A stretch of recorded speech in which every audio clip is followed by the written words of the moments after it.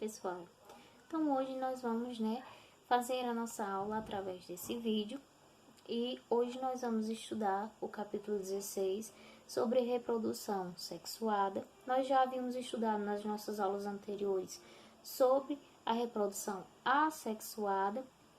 Esse capítulo de reprodução sexuada, ele é um capítulo um pouco extenso, então eu preferi dividir esse capítulo em duas partes, em referência ao resumo. Essa é a primeira parte, onde a gente vai entender um pouco o conceito, vai entender quais são as importâncias dessa reprodução sexuada, vai entender também um pouco o que são os gametas, como acontece essa reprodução, como acontece essa fecundação.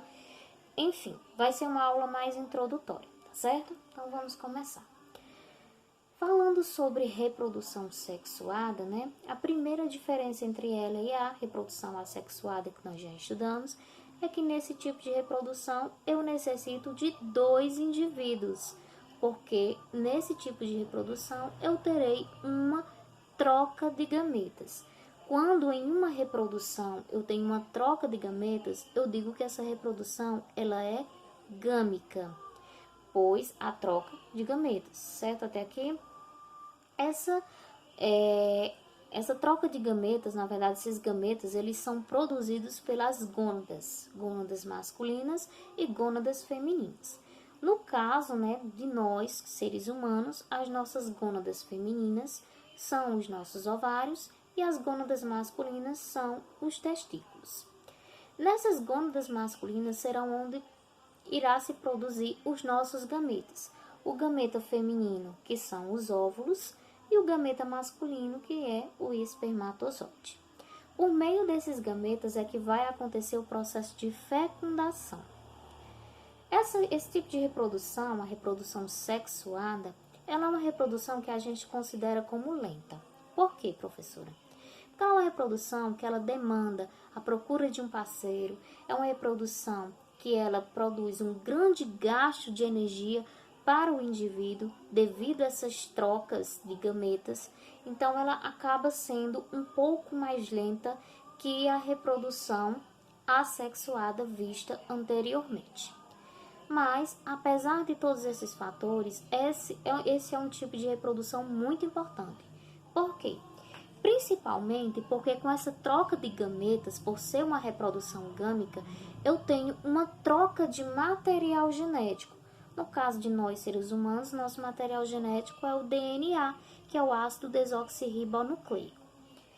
Além dessa troca de material genético, eu também terei a possibilidade de uma evolução das espécies, bem como também um fator muito importante que se chama variabilidade genética, porque se eu terei uma mistura de material genético, eu terei indivíduos que possivelmente estarão nascendo com algumas diferenças dos seus progenitores. Então, eu terei uma maior variabilidade em uma população, certo?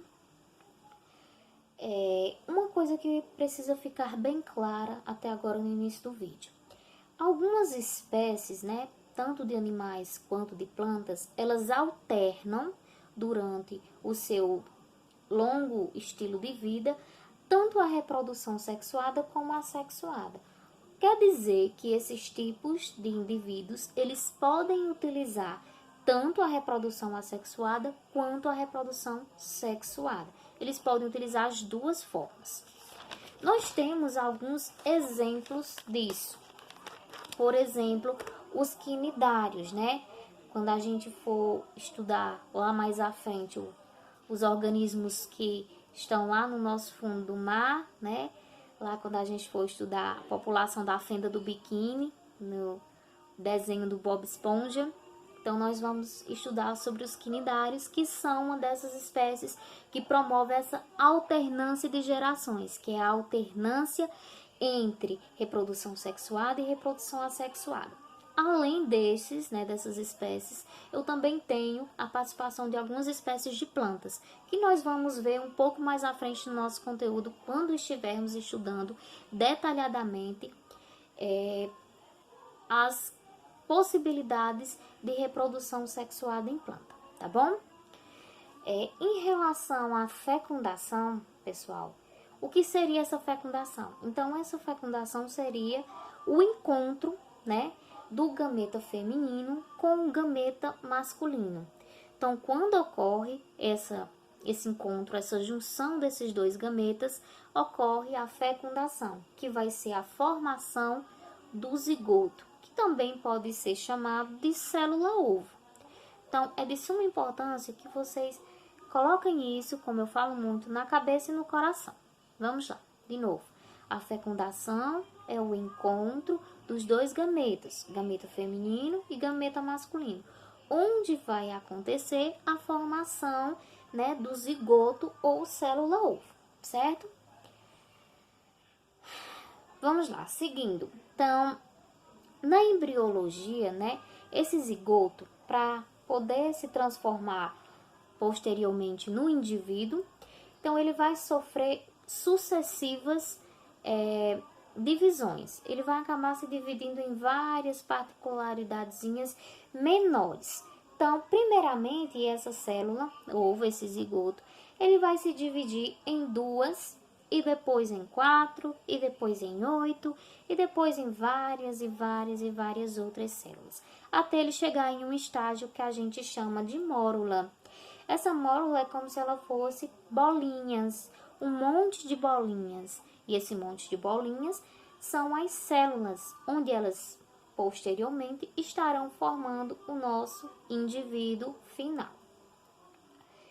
No resumo de vocês, eu fiz um esqueminha para que vocês pudessem compreender essa divisão. Então, ao momento em que esse zigoto ele vai se dividindo, vocês prestem atenção que o material genético ele também está aumentando, ele também está se dividindo em diversas outras células. Então, isso é muito importante.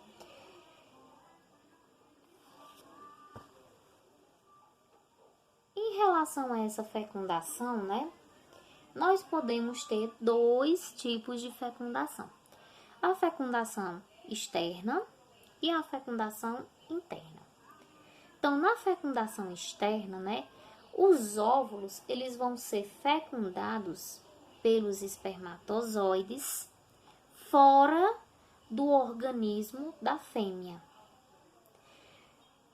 Como assim, Kelly? Como assim fora do organismo da fêmea?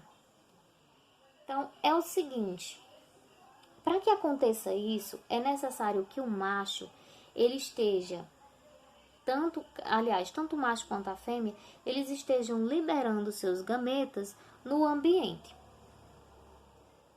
Eles vão liberar os seus gametas, os óvulos, os espermatozoides, e aí, por fontes externas, que pode ser através da água, através do vento, ou através de outros mecanismos, por exemplo, animais polinizadores, no caso de plantas, eles estarão disseminando esses gametas para que aconteça essa fecundação.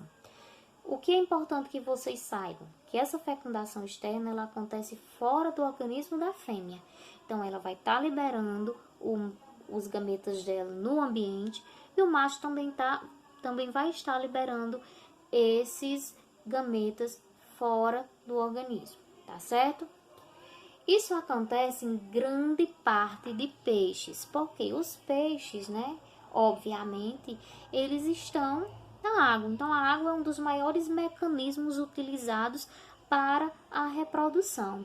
Então, eles liberam esses gametas na água e a água levam esses gametas e eles se juntam e acaba acontecendo a fecundação. Isso também acontece em algumas espécies dos quinidários, que já foram citados aqui anteriormente. A fecundação interna. Então, ao contrário dessa fecundação externa que nós acabamos de ver, a fecundação interna, os óvulos eles têm que ser fecundados no interior do organismo da fêmea. Então, o macho tem que liberar os seus espermatozoides dentro do interior do organismo da fêmea, certo? Então, geralmente há uma necessidade de ter como esse